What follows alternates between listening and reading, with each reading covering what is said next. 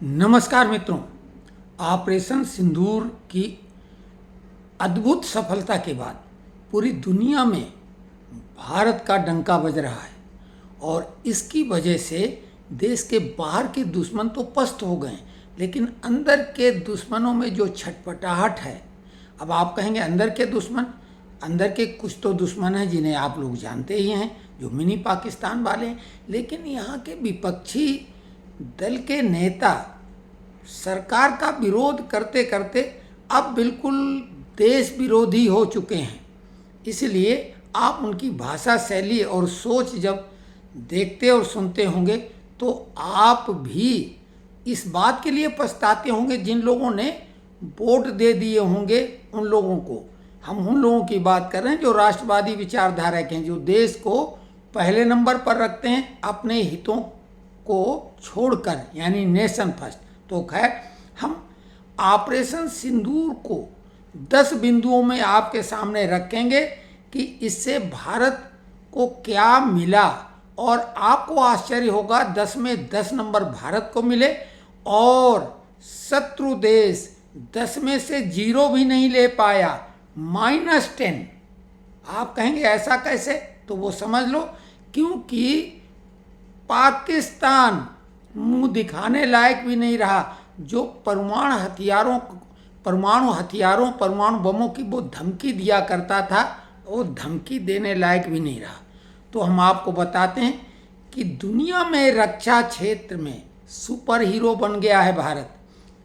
पहली बात तो रक्षा में 2 बातें होती हैं, ऑफेंसिव और डिफेंसिव। जैसे क्रिकेट में होता है कि बल्लेबाज जब आउट नहीं होना है टीम के लिए, विशेषकर टेस्ट मैच में, तो वो डिफेंसिव खेलता है, और साथ में ऑफेंसिव जब मौका मिलता है तो वो गेंद को बाउंड्री के बाहर पहुंचाता है। तो दोनों मामलों में भारत पूरे नंबर पाता है। दुश्मन की सीमा में घुसे बिना भारत ने दुश्मन को घुटनों पे ला दिया। लंबे समय तक वो नहीं सोच सकता, और ऐसा करने वाला इकलौता देश है दुनिया का। मात्र 22 मिनट में, क्योंकि 22 अप्रैल की घटना थी, मात्र 22 मिनट में ही ध्वस्त कर दिया पाकिस्तान का धुआं। तो ये भारत का जो डिफेंस सिस्टम था, रक्षा प्रणाली, वो 100% सफल रही। और साथ में जो हमने हमला किया अपनी सीमा में ही रह के, अचूक निशाना लगा, जैसा चाहा वैसा ही हुआ, बल्कि परिणाम उससे कहीं ज़्यादा अच्छा आया। और इस बात की तस्दीक की इजराइल ने, जो दुनिया में डिफेंस के मामले में नंबर 1 और हमला करने के मामले में भी नंबर 1 माना जाता है। उसने भी कहा कि उसकी रक्षा प्रणाली 98% ही सफल है, जबकि भारत 100% रहा। तो अब इससे ज़्यादा और क्या हो सकता है? दूसरी बात, युद्ध के दौरान फ्रांस से राफेल का सोर्स कोड भारत ने बहुत कोशिश की कि मिल जाए। इसलिए मैरीन फाइटर का भी सौदा, जो 36 मैरीन फाइटर लेने वाला था, वो खटाई में पड़ता नजर आया, क्योंकि यूरोपियन कंट्री की और यूएसए की एक पॉलिसी रही है कि वो सोर्स कोड नहीं बताते, हमेशा उन्हीं पे आप रहेंगे, स्वतंत्र नहीं हो सकते, उन्हीं के एक तरह से बंधुआ रहेंगे। हथियार आपके पास हैं लेकिन कंट्रोल उन्हीं के पास रहता।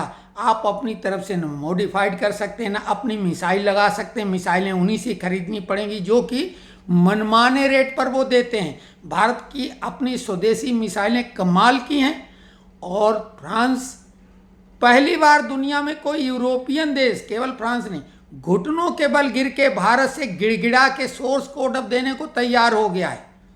तीसरे नंबर की बात है तुर्की, जो तुर्रम खां खलीफा बनने की बात करता है दुनिया का, मुसलमान देशों का, तो वो भी ये युद्ध के परिणाम को देखकर कहने लगा तौबा तौबा, और पाकिस्तान से भी कहा कान पकड़ के तौबा तौबा कर लो, तुम्हारी औकात नहीं पिद्दी न पिद्दी का शोरबा, भारत अपराजय है। तो ये दुश्मन देश बोल रहे हैं। यहाँ के लोग क्या बोल रहे हैं वो तो आपको मालूम, हर बात का विरोध करेंगे। अगर मोदी बोलें कि सुबह आप जब जाते हैं नंबर 2 के लिए तो हाथ को अच्छे से धोना जरूरी है, तो वो बोले हम नहीं धोएंगे। इस टाइप के लोग हैं। फिर एक बात ये समझ लो कि भारत के स्वदेशी, चाहे वो डिफेंसिव सिस्टम आकाश हो या आकाश तीर ड्रोन के लिए रक्षा प्रणाली है जो 100% सफल रही, और आकाश मिसाइल जो हमारा सिस्टम था, जो S-4 का ही एक स्वदेशी हमारा है सिस्टम, उसने पूरी तरीके से सफलता अर्जित की। हमारी ब्रह्मोस मिसाइल का तो कोई तोड़ ही नहीं। जैसे प्राचीन काल में ब्रह्मास्त्र की बात की जाती थी जिसका कोई काट नहीं होता था, उसी प्रकार से ये ब्रह्मोस मिसाइल है। और जितना भी उत्पादन भारत करना चाहे, ब्रह्मोस मिसाइल जो है वो बना नहीं पाएगा, इतने का आर्डर है। आकाश जो डिफेंस सिस्टम नहीं बना पाएगा उतना जितने का आर्डर है। आकाश तीर का तो कहे नहीं क्या, तो ये भारत की ब्रांड वैल्यू जो बन गई है।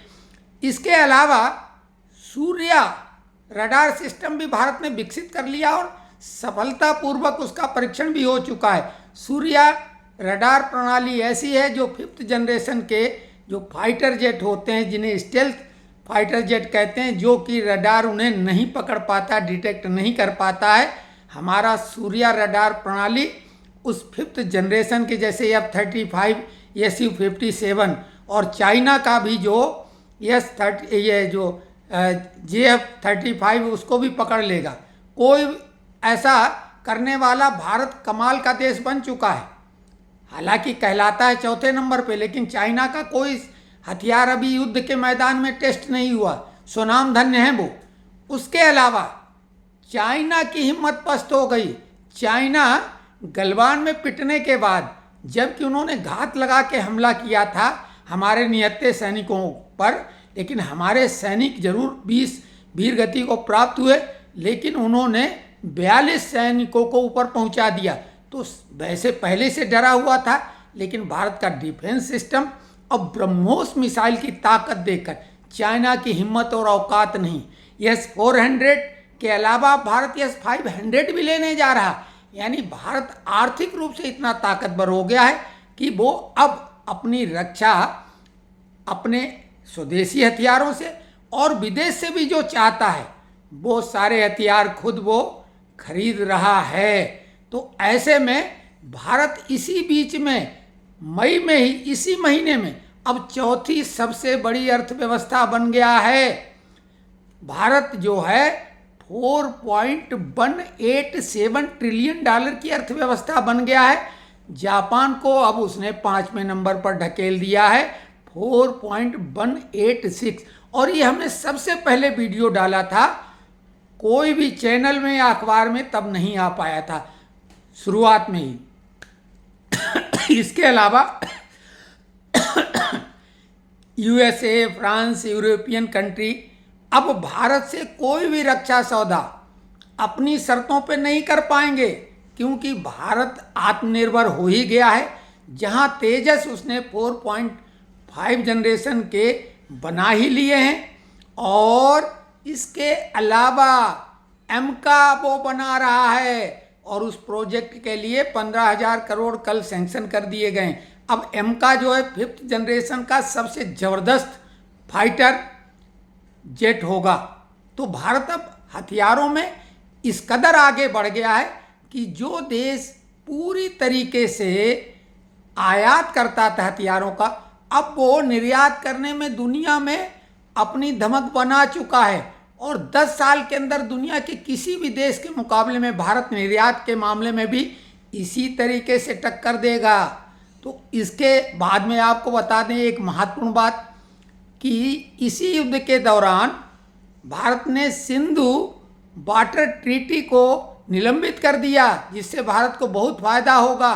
भारत मात्र 20% पानी लेता था, जबकि पानी कितना महत्वपूर्ण है। भारत का वाटर लेवल घट रहा है और पानी को लेके अपने आपसी राज्यों में ही तलवारें खिंच जाती हैं, चाहे पंजाब हरियाणा हो, चाहे उधर कर्नाटका और आंध्रा हो। ऐसे और कई मामले में पानी बेहद कीमती है इस सदी के लिए।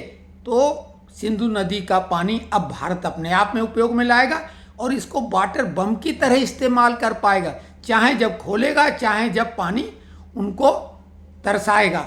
और सबसे महत्वपूर्ण बात, भारत ने ये बता दिया कि हम किसी के दबाव में आने वाले नहीं, हमारी मर्जी होगी, हम कभी किसी को अपनी तरफ से उस पर हमला नहीं करते, लेकिन अगर हमें कोई छेड़ेगा तो किसी कीमत पर हम उसको छोड़ेंगे नहीं। और जो आतंकवाद भारत में था, अब आपने देखा होगा कि इस सीज फायर के बाद में आतंकी घटनाओं पर पूर्ण विराम लग चुका है, क्योंकि भारत ने कहा कि किसी भी टेररिस्ट एक्टिविटी को एक्ट ऑफ वार माना जाएगा और भारत फिर हमला कर सकता है। तो वो भारत ने जता दिया कि पाकिस्तान ने अपनी मूर्खता भी दिखाई थी, कैसे अपने झंडे में आतंकियों को लपेट के उनको जो है अंतिम उनको कफन दफन का काम किया था। तो अब ये तो स्टेट जो है प्रायोजित आतंक हो गया, तो इसलिए अब आतंकवाद पे भी पूर्ण विराम लगेगा। नहीं लगेगा तो भारत इस बार बहुत बुरी तरह से ठोकेगा। तो अब आपको हमने संक्षेप में ये 10 बिंदुओं पर बात बता दी। कोई भी इतने संक्षेप में इतनी विस्तृत जानकारी नहीं देगा। हमने जितने भी वीडियो भारत पाकिस्तान के बारे में इस बीच में डाले हैं, आप कंपैरिजन कर लें, पीछे जाके चैनल को सब्सक्राइब करें, पीछे जाएं और देखें कि कोई भी चैनल वाला वो बातें अभी तक भी नहीं बता पाया जो हमने बातें कही थी। वीडियो लंबा हो जाएगा, नहीं तो उन वीडियो की बात करते।